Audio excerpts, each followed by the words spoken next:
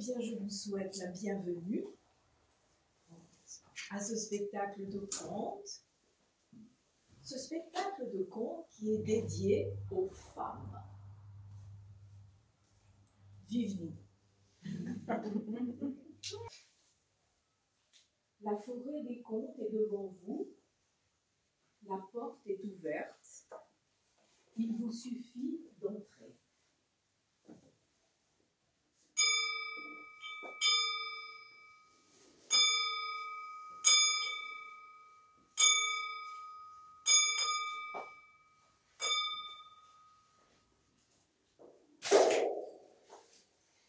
Il n'y a pas si longtemps, je parlais avec ma grand-mère de mon grand-père, qui lui est parti il y a longtemps.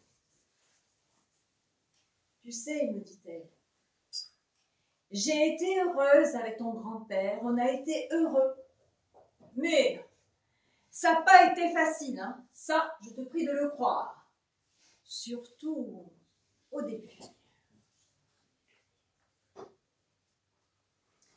Après leur mariage, mon grand-père et ma grand-mère habitaient dans une ferme isolée, une petite ferme isolée, dans un pays froid. Lui, chaque jour, travaillait au champ, pendant qu'elle restait à la maison et s'occupait de tout le reste et de leur premier bébé. Un soir, lui rentre à la maison très en colère. Y en a marre, moi, tous les jours, je travaille dehors, sous la pluie, dans le vent, dans le froid, pendant que toi, tu es au chaud, à la maison et au repos.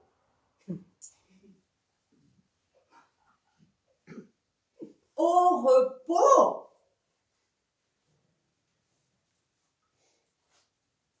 Au repos.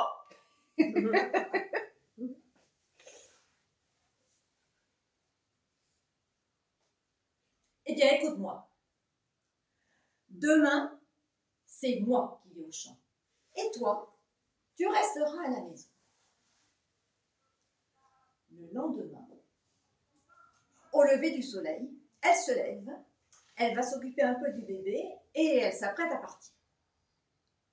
Avant d'ouvrir la porte, écoute-moi. Si le bébé pleure, tu le secoues doucement. S'il continue à pleurer, c'est qu'il a faim, alors tu lui donnes un biberon.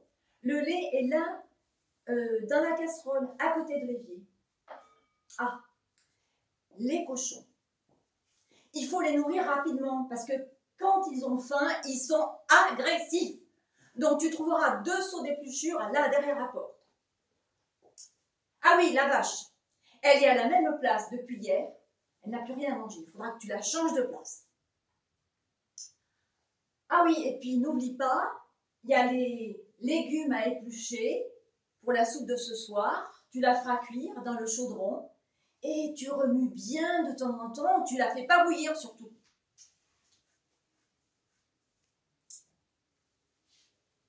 Et la voilà partie. Mais elle rouvre la porte.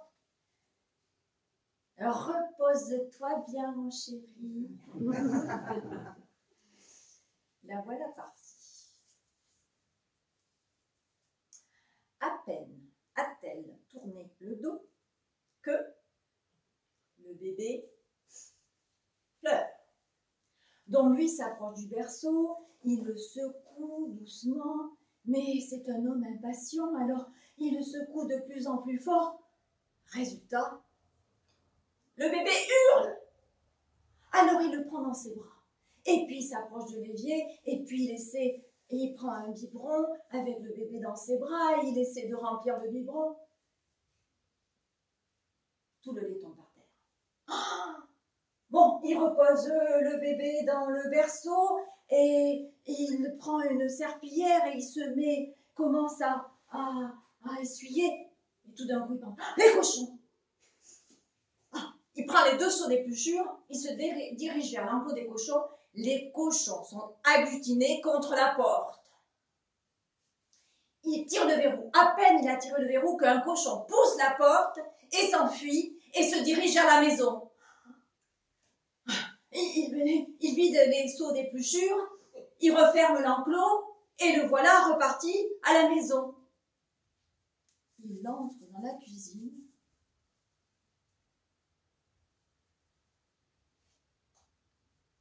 Le cochon a glissé sur le lait, s'est cogné contre le mur, il s'approche, le cochon est mort.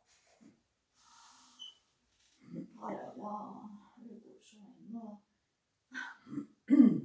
Mais ce cochon, il n'est pas mort de maladie. On va pouvoir le manger, mais il faut que je le saigne, que je le découpe, que je le sale pour le conserver.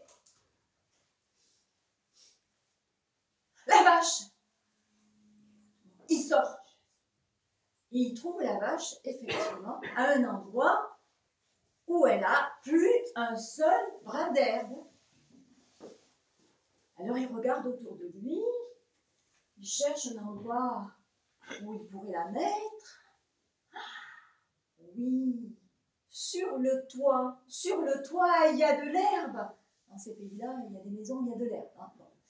Il y a de l'herbe. Ah, et puis sur le toit, ben, personne ne pourra me la voler. Ah, ça, c'est une bonne idée. Donc, il prend la corde de la vache, il la tire et il l'amène près de la maison, là où le toit est près du sol. Alors, il la tire sur le toit, il la hisse.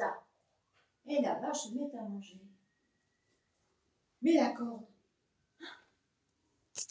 comment je vais l'attacher? Ah ben, il lance la corde dans la cheminée et il redescend. Il s'en va dans la cuisine. Ah, la soupe. Il prend un chaudron, il met sur le feu. Ah, la vache. Il rattrape la corde, il l'attache à sa jambe et il se met à éplucher des légumes. Le temps a passé. La nuit va bientôt tomber, c'est l'hiver. La femme rentre des champs. Elle entend le bébé hurler de loin. Elle se précipite. Elle va s'occuper du bébé et c'est là qu'elle entend un cri dans la cheminée. « Au secours! Au secours! Je suis coincée dans la cheminée! Va vite couper la corde de la vache! » La corde de la vache? Oui, oui, je l'ai mise sur le toit. Ah, elle pose le bébé, elle sort et effectivement, la vache pend sur un côté de la maison. Alors elle coupe la corde et elle entend un grand boum. La vache s'affale par terre. Elle rentre dans la cuisine. Et c'est là qu'elle voit les jambes de son mari qui dépassent du chaudron où il est tombé la tête la première.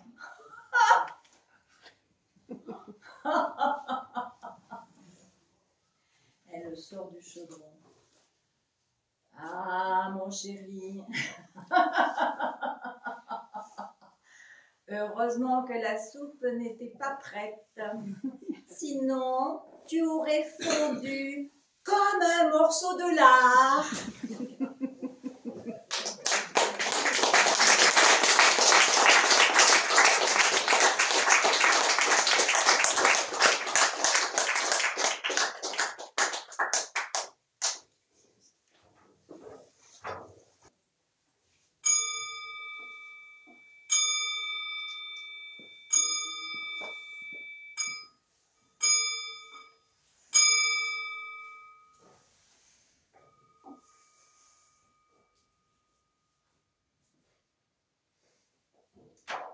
Dans ce village vit un cordonnier, une simple échoppe, une humble maison, un petit jardin. De l'autre côté de la rue se trouve un commerçant. belle bedaine, beaux habits. On le soignait. Ce monsieur est riche, très riche. Et il s'enrichit aux dépens de ses voisins. Il prête de l'argent. Ah oui, oui, oui, il prête facilement. Mais il demande à ce qu'on lui rende au centuple. Aussi, le cordonnier se promet-il de ne jamais avoir à demander à ce voisin. Jamais je n'entrerai dans ce jeu-là. Mais la vie, vous savez ce que c'est, les chopes, les impôts, l'URSSAF, la taxe foncière. Un jour, les huissiers frappent à sa porte. Le cordonnier est bien embarrassé.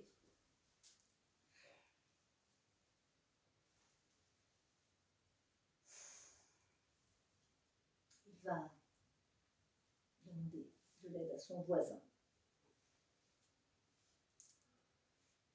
Mon ami, oh, comme je suis désolée de te voir dans cet état.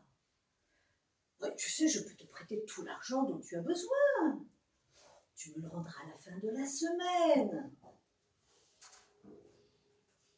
Bon, le cordonnier s'exécute et va rembourser sa dette aux huissiers.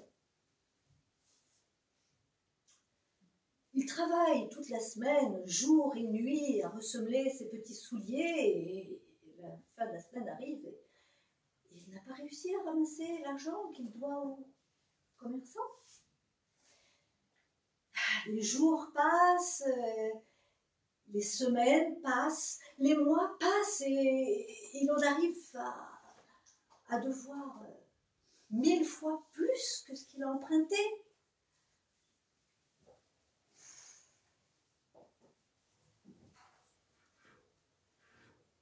Alors le commerçant vient le trouver. Mon ami, tu vas devoir me rembourser l'argent que tu m'as emprunté. Sinon, je pourrais me saisir de ton échoppe, de ton jardin, de ta maison. Le cordonnier est effondré. Qu'est-ce que je peux faire pour me sortir de là?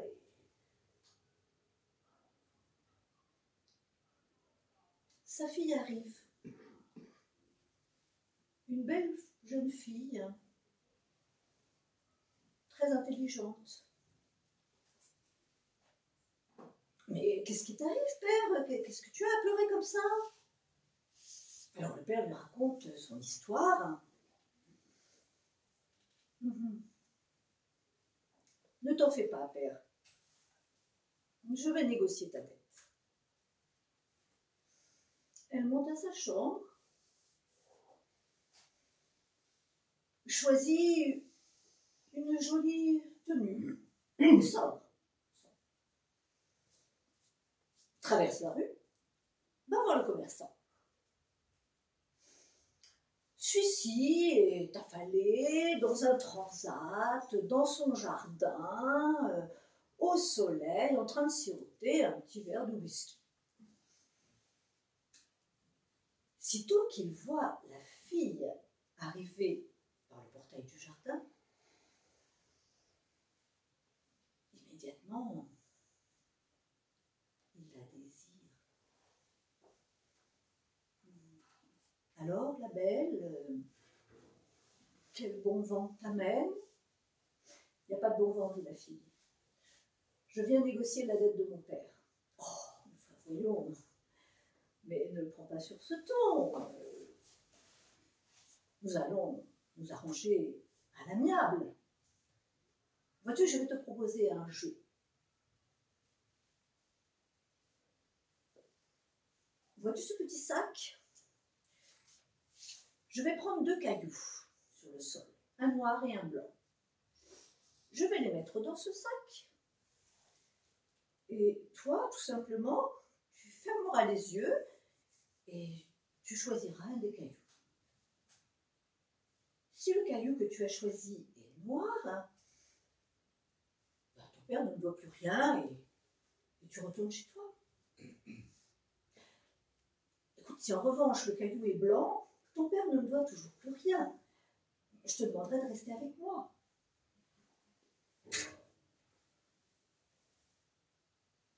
D'accord, dit la fille.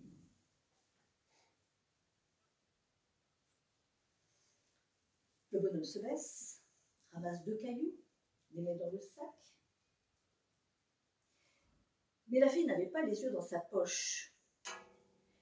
Elle voit que le bonhomme met 2 cailloux blancs dans le sac.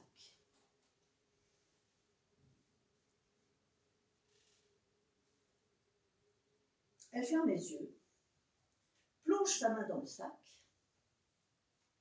en retire un caillou. Oh, oh que je suis maladroite, j'ai laissé tomber le caillou. Oh, mais comment maintenant vais-je savoir celui que tu as choisi?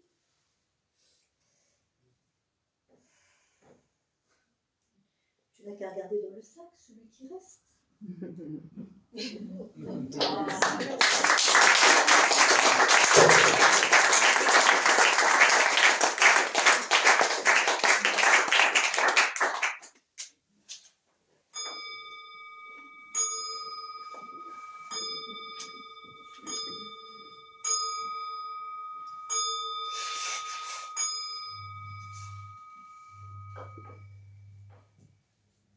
Dimanche 22 juin, 2 h du matin, une route départementale, nuit de canicule. Pino conduit la voiture empruntée au frère de Milos. Il voit le premier, les 2 filles devant, sur le scooter. Hé Milos, tu vois ce que je vois? Non mais t'as vu comment c'est fringué? En short? Non mais, elle cherche des histoires. Ouais, elle cherche. C'est sûr. Et on va s'amuser un peu. On va les doubler à fond la caisse. Elles vont nous sentir passer. Pino appuie sur l'accélérateur, rejoint le scooter. Quand il est juste derrière, coup de klaxon, crissement de pneus, appel de phare. Au moment où il dépasse le scooter avec les vitres ouvertes, hurlement obscène. Les 2 filles sur le scooter, recroquevillées avec leur casque intégral, ressemblent à E.T.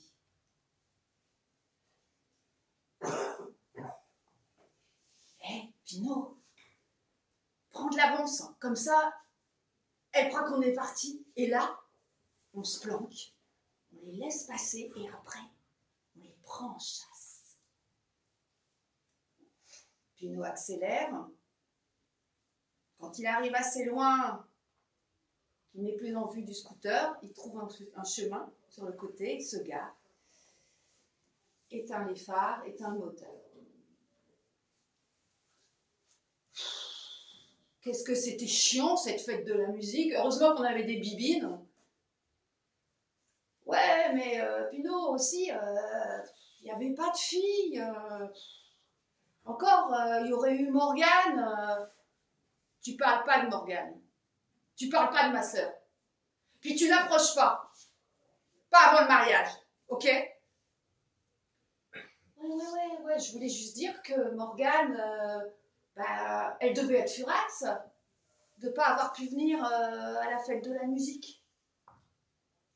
Morgane, elle ira loin, ma sœur. Elle travaille, elle bosse pour ses examens. Respect pour Morgane. Ouais, respect pour Morgane. Pas comme les deux filles, là, on sorte la nuit. Tiens, les v'là, elles passent. Pinot rallume le moteur, pas les phares. Il reprend la route.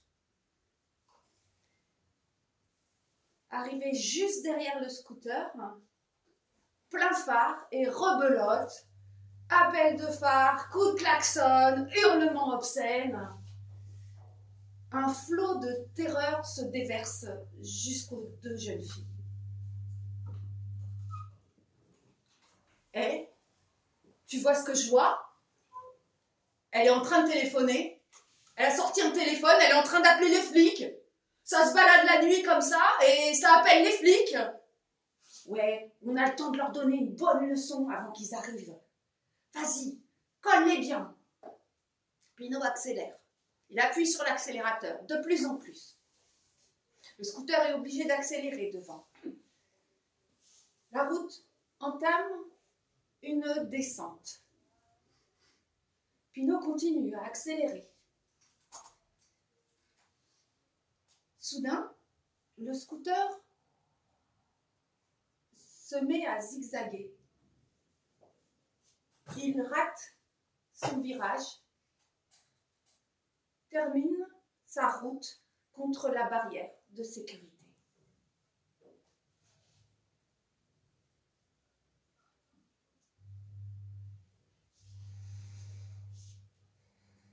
Dimanche 22 juin, 8 h du matin, commissariat.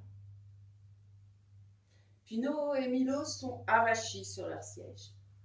Ouais, ça fait 4 heures là qu'on répète la même chose. On a tout dit là, on peut y aller? Non, non, non.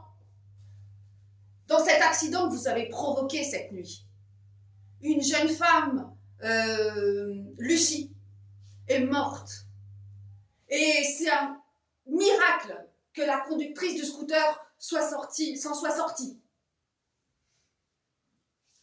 Ouais, mais elle ment, Camille, la conductrice là, elle ment, elle dit que c'est nous qui avons provoqué. C'est pas nous, on voulait juste s'amuser. Nous, on rigolait. Bon, on a peut-être eu tort, d'accord, de les suivre, mais on n'y peut rien si Camille, elle savait pas conduire. Elle sait pas conduire son scooter, elle sort pas, hein. Conduite en état d'ivresse. Harcèlement. Mise en danger de la vie d'autrui. Non-assistance à personne en danger. Délit de fuite. Votre peine va être lourde, elle va être lourde, mais elle sera légère à côté du reste. Pourquoi vous dites ça? Je dis ça parce que cette jeune femme qui était enfermée chez elle, qui est quand même sortie, qui a pris un risque parce qu'elle savait que si elle tombait sur son frère, elle allait passer un sale quart d'heure à la fête de la musique. Cette jeune femme qui a rejoint son amie Camille, qui lui a prêté des habits pratiques par cette chaleur. Cette jeune femme que j'ai appelée Lucie pour essayer de vous faire réfléchir aux conséquences de vos actes. Cette jeune femme, elle s'appelait Morgane.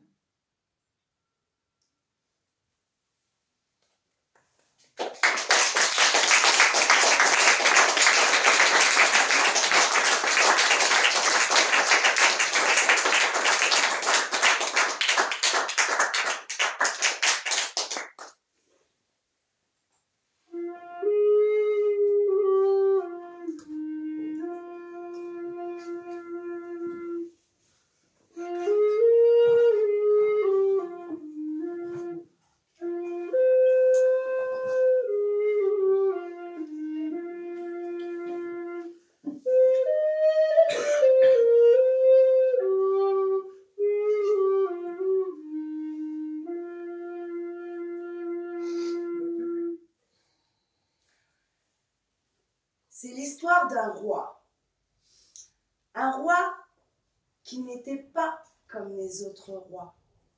Celui-là, c'était un guerrier. Il s'était battu toute sa vie pour gagner la confiance de son peuple. Après toutes ces années, il est fatigué. Il est épuisé. Il se sent déprimé. Il aimerait que sa vie change.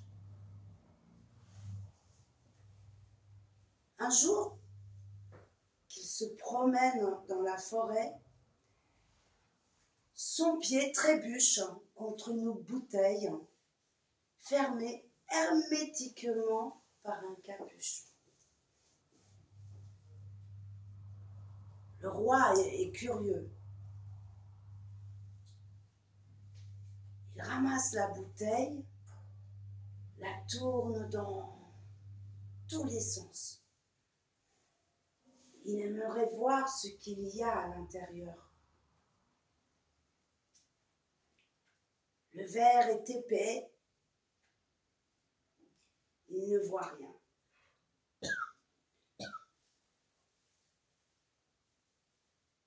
Il prend la bouteille, débouche le capuchon. C'est alors qu'une fumée gigantesque, épaisse, jaillit de la bouteille.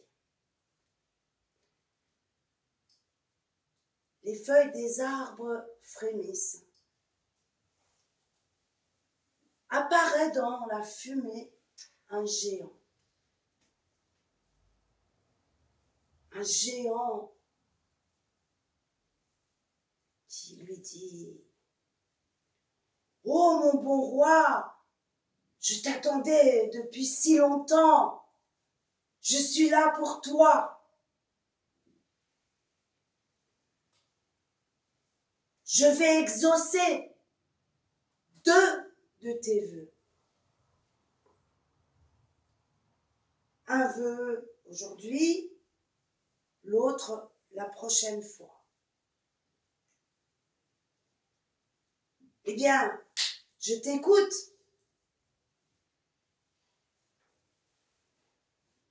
Oh, le roi, il réfléchit, je sais pas. Hein. Bien, je voudrais être intelligent. Oh, mais ça c'est facile. Tu vas rentrer chez toi, tu passes une bonne soirée, une bonne nuit. Demain matin, tu seras très intelligent.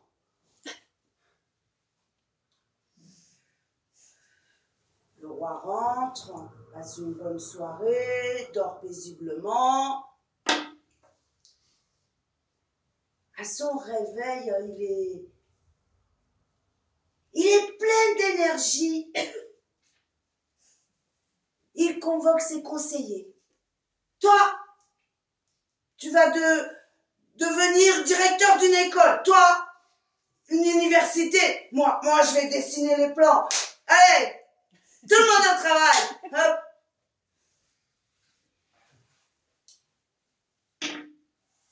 Quelque temps plus tard, il retourne dans la forêt. Il retrouve la bouteille. Le génie apparaît. « Ah, mon bon roi, te voilà revenu, que je suis content. Quel est ton deuxième vœu? » Eh bien, je sais déjà. Je voudrais être très, très, très intelligent. Bon, ça aussi c'est facile. Tu connais. Tu vas rentrer chez toi demain matin, hop, tu seras très très très intelligent. Alors le roi il rentre, soirée super, il dort bien. Le lendemain, il se réveille et il se sent bizarre. Il touche sa tête, ses cheveux, hein, il tâte ses épaules, il touche sa poitrine, il court devant un miroir, il voit son image. Ah! Il est devenu une femme.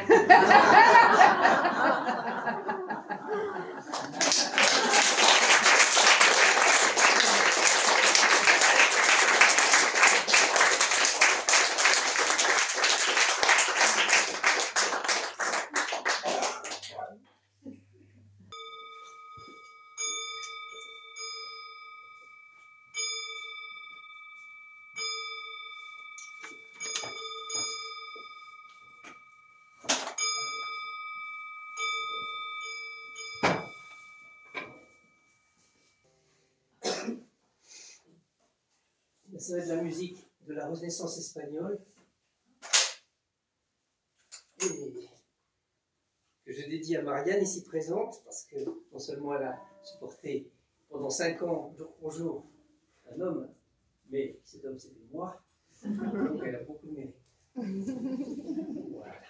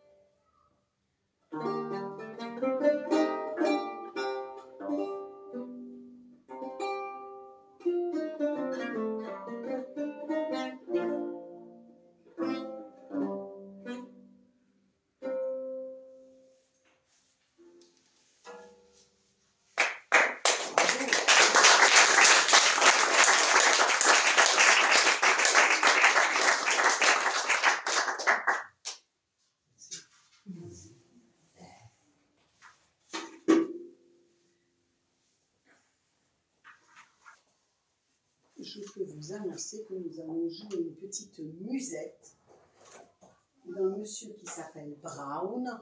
Alors, il n'est pas très connu, hein, mais il a écrit de... Oups, je fais le ménage en même temps, pardon. Il a écrit de jolies choses.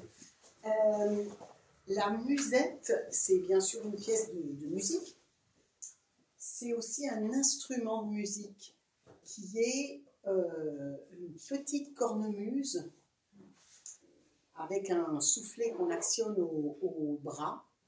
Et ça a un son très doux, contrairement à certaines cornemuses qui sont très sonores. Et c'était un instrument beaucoup utilisé à la cour pendant la période baroque, à la cour de France.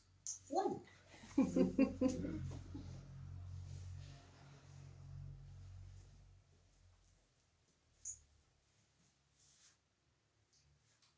On voit le sol.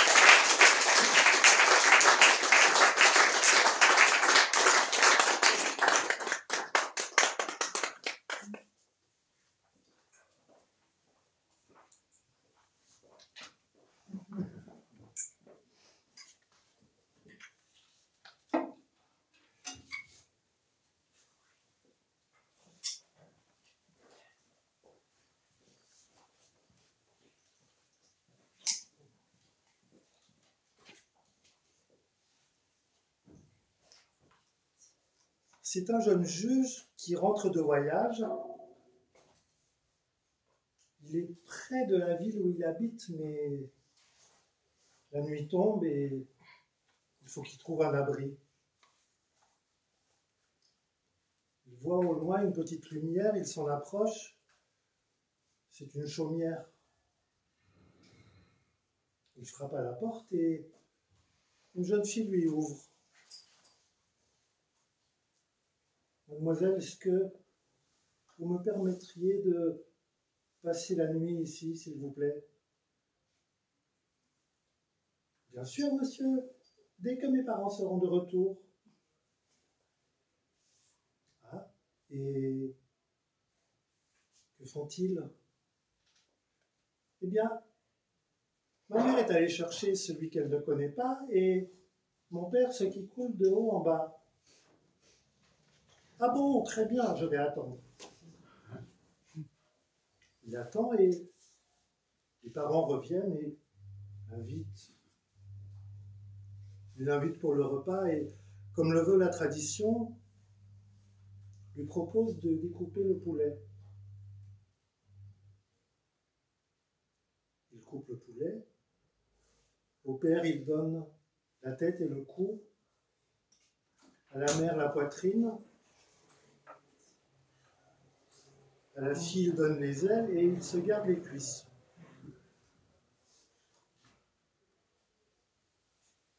Après le repas, ils vont se coucher.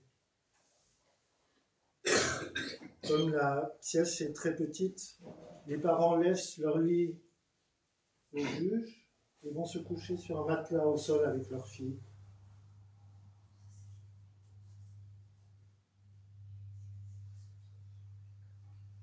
Quand le père pense que le juge est endormi, il dit à sa fille: « Eh, mais il était bizarre, j'ai rien mangé ce soir. Il m'a donné le cou et la tête. C'est trop bizarre. » « Mais papa, c'est normal, je t'explique. Il t'a donné le cou et la tête parce que tu es le chef de la famille. Il a donné la poitrine à maman parce que c'est elle le cœur de la maison. Il m'a donné les ailes parce qu'un jour je m'envolerai d'ici. Il a pris les cuisses parce que c'est lui le voyageur. »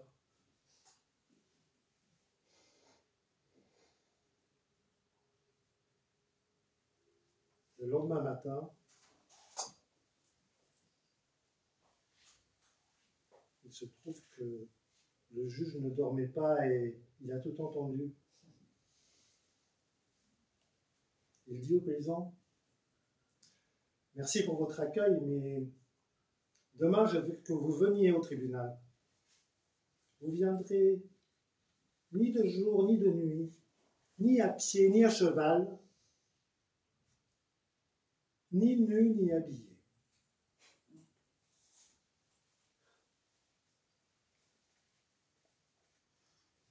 Le paysan passe une très très mauvaise journée.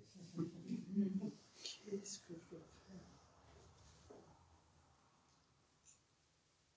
Le soir, sa fille le voit, l'air déconfit, et lui demande: « Mais papa, qu'est-ce qu'il y a? C'est quoi cette tête ?» Il lui explique ce que le juge lui a demandé. « Ah, t'inquiète, je sais ce qu'il faut que tu fasses. » Le lendemain, un peu avant minuit, les gens de la ville sont témoins d'un drôle de spectacle. Un homme nu, sous un filet de pêche, à califourchon sur une chèvre, avec les pieds qui traînent par terre. Et à minuit pile, il se trouve devant le juge. Le juge est très content. Il dit: « Bravo, bravo, monsieur. Mais dites-moi, ce n'est pas vous qui avez eu cette idée, n'est-ce pas? » « Non, c'est ma fille. » « Très bien, je m'en doutais. Eh bien, demain, vous reviendrez. Cette fois, vous répondrez à ces 3 questions. Qu'est-ce qui est le plus riche? Qu'est-ce qui est le plus rapide? Et qu'est-ce qui est le plus équitable? À demain.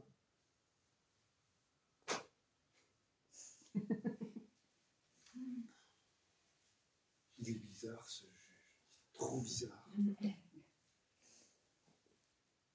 Il rentre chez lui et raconte à sa fille ce que le juge lui demande. Elle dit, oh bon, papa, demain je viens avec toi parce que ça va, hein, ça va.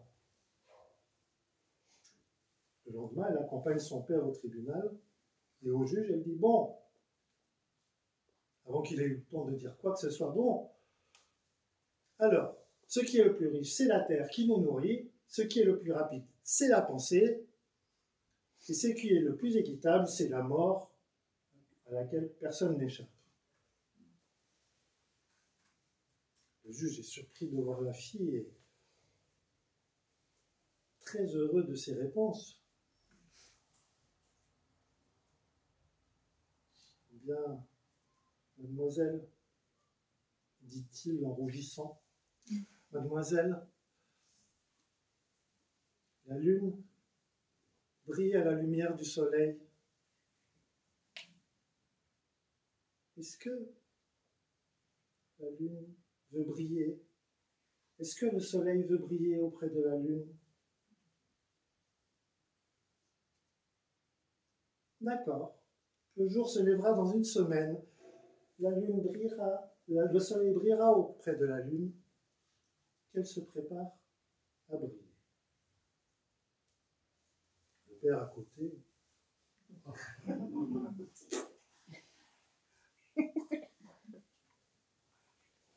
Au retour, il demande à sa fille, mais explique-moi, c'est quoi ce dialogue débile? Il dit, papa, c'est pas débile. Il m'a fait une demande en mariage et j'ai accepté.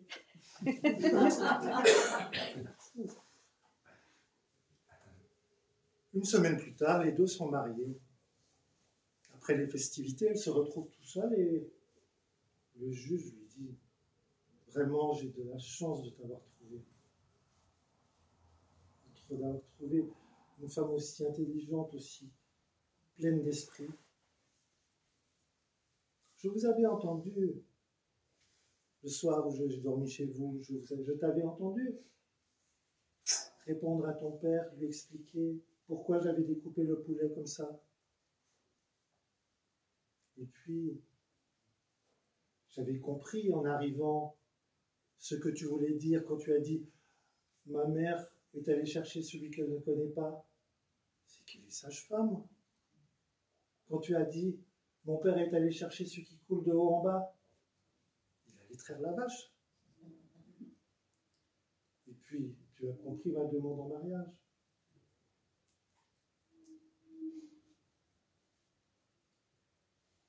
Le soleil brille par la lune, brille par la lumière du soleil.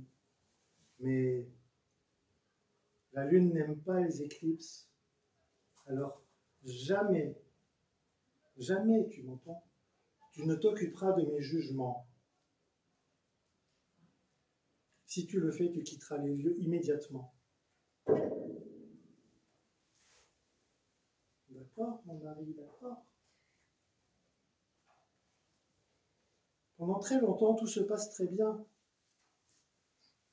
Mais un jour, en passant devant le tribunal, la jeune femme voit un homme assis par terre en train de pleurer. Elle lui demande, mais monsieur, qu'est-ce qu'il y a?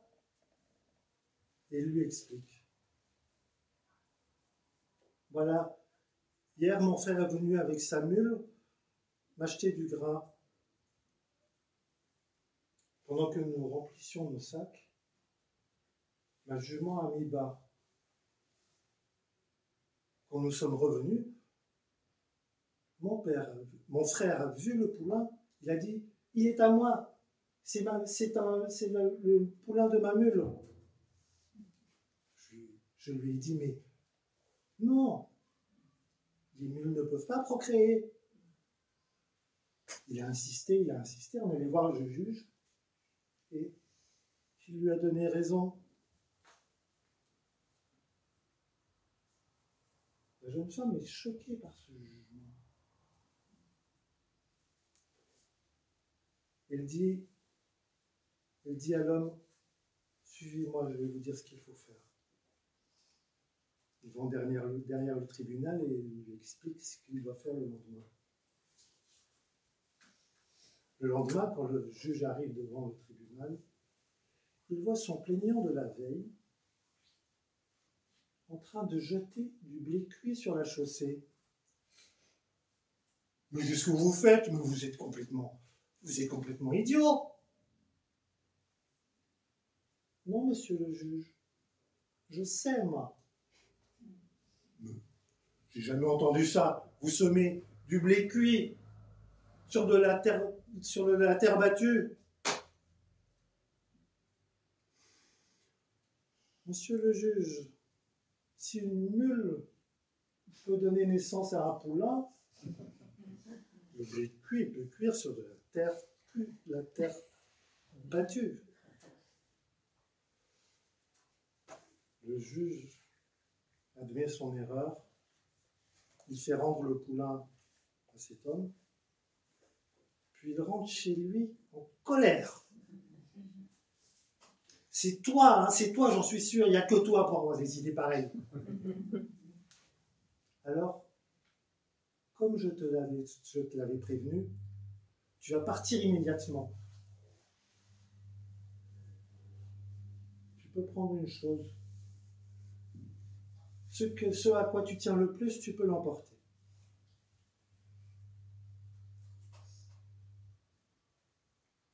D'accord, mon mari? Mais je te prépare un bon repas encore ce soir et je m'en irai après. D'accord, ok. Le soir venu, il a préparé un très très bon repas avec un très bon vin. Et dans ce très bon vin, il a mis un somnifère. Le juge se calme, puis il s'endort. Le lendemain matin, il se réveille, j'ai mal de tête. Il est dans une caisse.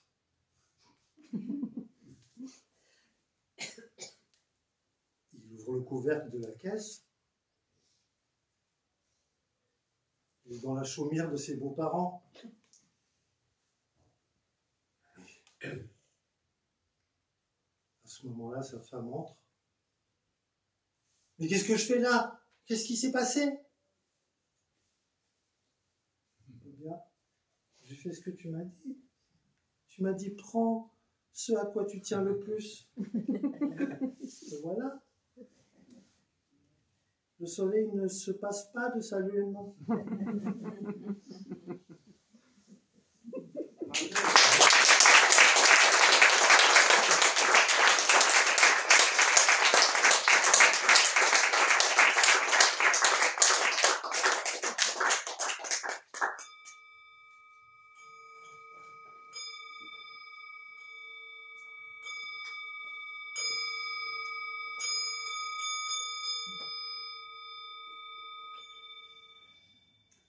Elle, c'était une princesse.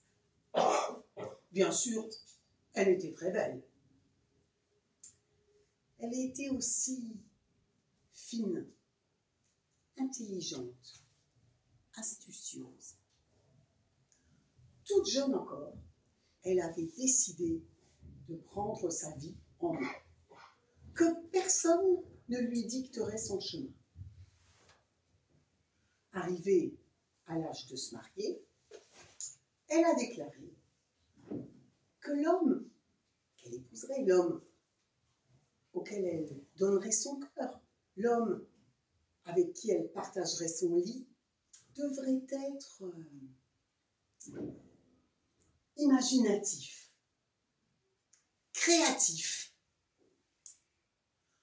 poétique.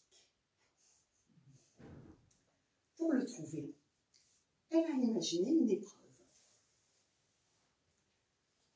L'homme qu'elle épouserait devait réussir à remplir sa chambre en un seul jour. Remplir totalement, du sol au plafond, d'un mur au mur opposé, sans qu'il ne reste aucun vide. Alors, on a fait placarder cette épreuve partout dans le pays, même au-delà des frontières. Et les prétendants sont arrivés, très, très, très, très nombreux. Alors, certains arrivaient avec des charrettes remplies de blé, de riz ou de mil. D'autres arrivaient avec des ânes chargés de ballots remplis de plumes. C'est malin, ça, hein? Certains arrivaient avec des brouettes chargées de pétales de fleurs, chatoyants, sentant divinement bon. C'était bon. Les plus orgueilleux, pensant éblouir la princesse, arrivaient avec des caravanes de chameaux portant des coffres de pièces d'or et de pierres précieuses. Tous passaient l'épreuve. La princesse était là, les recevait aimablement, souriait gentiment. Mais il restait toujours un petit coin en haut du plafond, où, au bout d'un moment, les plumes se tassaient. Enfin, elle souriait gentiment, mais elle secouait la tête. Et les prétendants repartaient tout à fait déconfits, les uns après les autres. Et puis, le temps a passé, les prétendants sont arrivés de moins en moins nombreux, et puis, il n'y en a plus du tout. La princesse souriait toujours. Enfin, un jour, on voit arriver sur la route menant au château un jeune homme de fort bonne mine, simplement vêtu, tout seul, avec à l'épaule un petit sac de toile. Le jeune homme arrive à la porte du château, dit qu'il souhaite passer l'épreuve, mais que il n'est pas pressé, la journée n'est pas encore bien avancée. Est-ce qu'il peut auparavant visiter le jardin, par exemple? Oui, bien sûr. Alors il visite le jardin, il pose plein de questions à tout le monde, il s'intéresse à tout, il respire chaque fleur, il montre quelques connaissances en botanique, c'est un fin jardinier. Et puis, comme il a encore le temps, eh bien, ma foi, on lui propose de visiter le palais. Et là, c'est pareil, il s'intéresse à tout, il s'émerveille, ce palais est splendide. Et il badine avec les uns, avec les autres, c'est tout à fait charmant. En début d'après-midi, il sort dans le jardin, il s'allonge à l'ombre d'un arbre et fait une sieste. Et puis, il accepte le thé qu'on lui propose en milieu d'après-midi avec des petits gâteaux. Et là encore, ça bavarde, ça discute, tout cela est très gai, très, très, très sympathique. Et comme la nuit commence à tomber, il demande à être conduit dans la chambre. Il y entre, tout seul. Il s'assied par terre. Il ouvre son petit sac de toile et en sort un petit chandelier en cuivre terni, tout cabossé. Il fiche un morceau de bougie dedans. Il bat son briquet.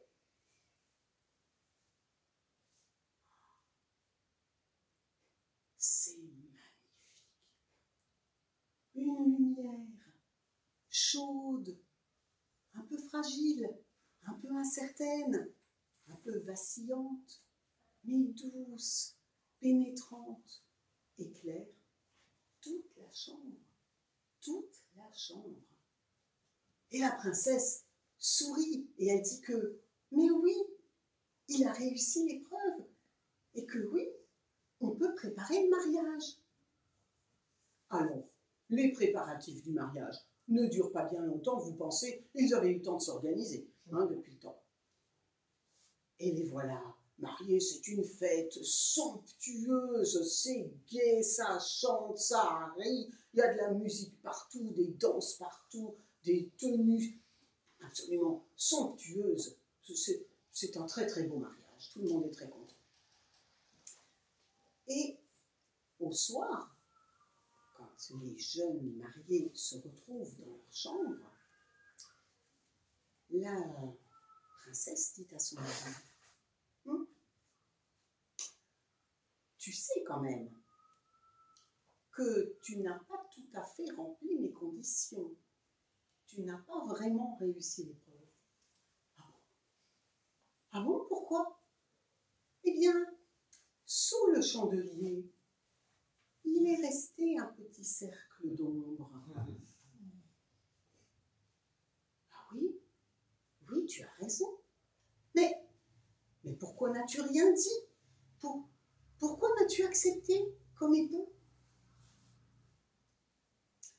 Eh bien, vois-tu, je suis exactement comme cette pièce que tu as remplie de lumière.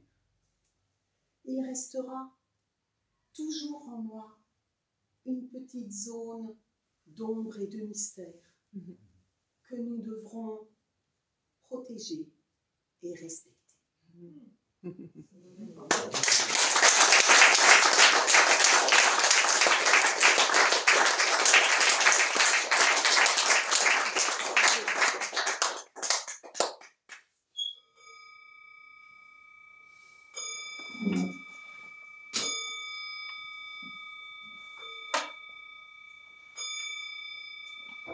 Bonsoir, je me présente, moi c'est Lucas et j'ai 11 ans et demi. Et je suis content parce que le professeur de français nous a donné un devoir à faire. Rédiger un conte pour la prochaine fois. Ça me va super bien. C'est plein d'idées. C'est l'histoire d'un dragon. Alors, le dragon, premier personnage, terrifiant, immense, avec des yeux rouge sang, une gueule pleine de crocs tranchants, et le corps couvert de pustules puantes. Il se déplace dans tout le pays et il brûle tout sur son passage. Les maisons, les gens, les champs, les arbres. Un jour, il a l'idée d'enlever la princesse du lieu. Alors, deuxième personnage, la princesse. Alors, c'est une princesse qui ne sait rien faire de ses 10 doigts. Et elle passe sa journée à chanter. Mais peut-être que vous connaissez la chanson, parce que moi, je ne chante pas très bien. Alors, elle chante tout le temps. Un jour, mon prince viendra. Ah, vous savez, un jour, il me dira des mots d'amour si tendres, des mots si plaisants à entendre. Mais peut-être que parmi vous, vous pouvez chanter. Allez, commencez déjà. Qui est-ce? Mon prince viendra, un jour il me dira des mots d'amour si tendres, des mots d'amour si plaisants. J'y arrive pas. Mais bravo, bravo. Et il l'emmène dans sa grotte. Le roi, son père, un vieux complètement gaga, est désespéré. Il promet la main de sa fille, à qui délivrera le pays de l'horrible dragon, et lui ramènera sa fille, la princesse. Il se présente un prince hyper musclé, avec un canon laser, des missiles super puissants, et il zigouille le dragon. Il ramène la princesse à son père, mais il ne veut pas l'épouser, parce qu'elle ne sait même pas faire la cuisine. Mais c'est pas grave, hein? Il en épousera une autre. Et voilà mon conte. Qu'est-ce que vous en pensez? C'est bien? C'est bien? C'est bien? Non? Ah oui. Oui, ça me plaît. Moi, ça me plaît. Oui, mais voilà. Ma mère a voulu superviser mon travail. Et elle m'a assommée avec ses commentaires. Trop violente, ton histoire. Supprime le canon laser et les missiles super puissants. Et puis, le dragon ne peut pas tuer des civils innocents. C'est contraire aux conventions sur la guerre. Alors, j'ai supprimé tout ce que ma mère a dit. Mais elle n'était pas satisfaite. Et puis, dis donc,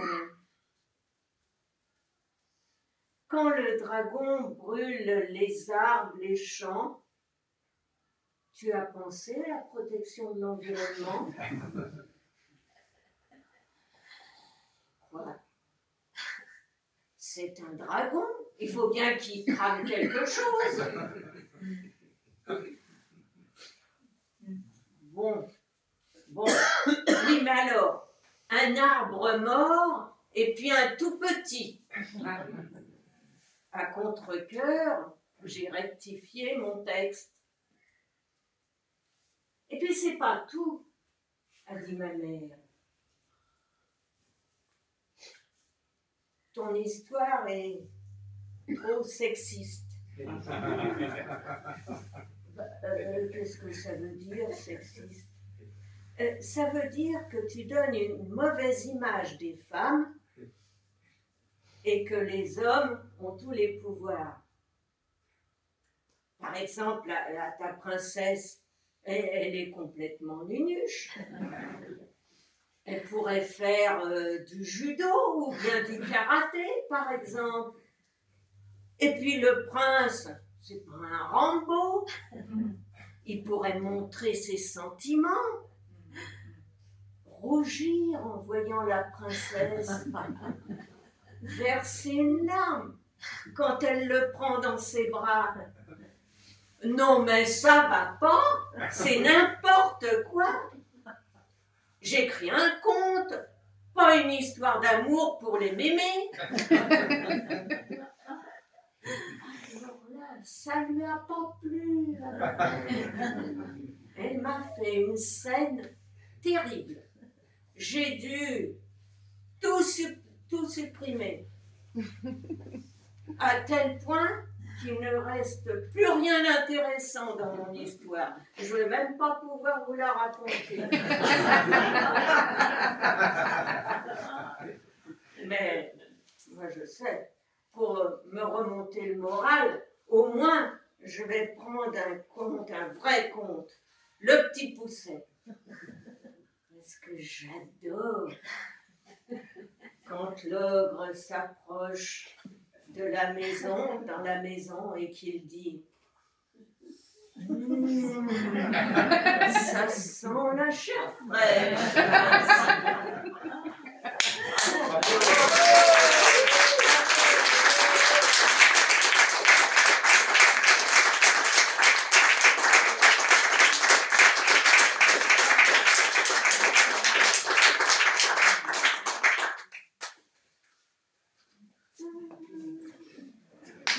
Bravo.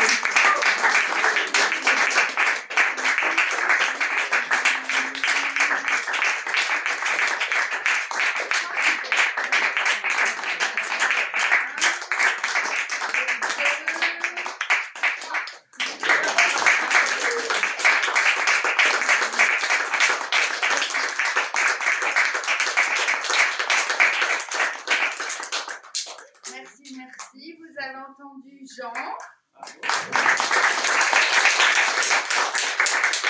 Catherine. Marcel. Hélène. Pascal. Isabelle. Nadia.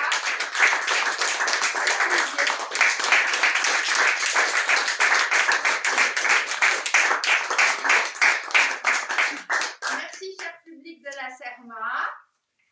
Toujours aussi formidable. Je peux ajouter un mot? Et on a Michel qui est derrière la caméra.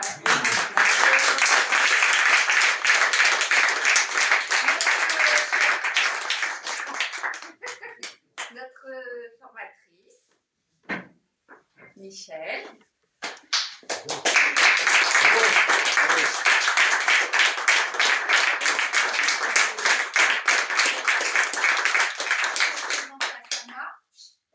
Alors, Vous êtes donc à la Serma, pour ceux qui ne connaissent pas, c'est une association qui œuvre à la culture, la réinsertion des personnes addictives. Il y aura un chapeau qui va circuler. Donc n'hésitez pas à donner pour la Serma, qui, comme toutes les associations, en a bien besoin. Et ne partez pas aussi parce que nous vous proposons de grignoter, de boire quelque chose avec nous, du sucré, du salé, et d'échanger avec nous si vous avez envie de rester un petit moment pour un after.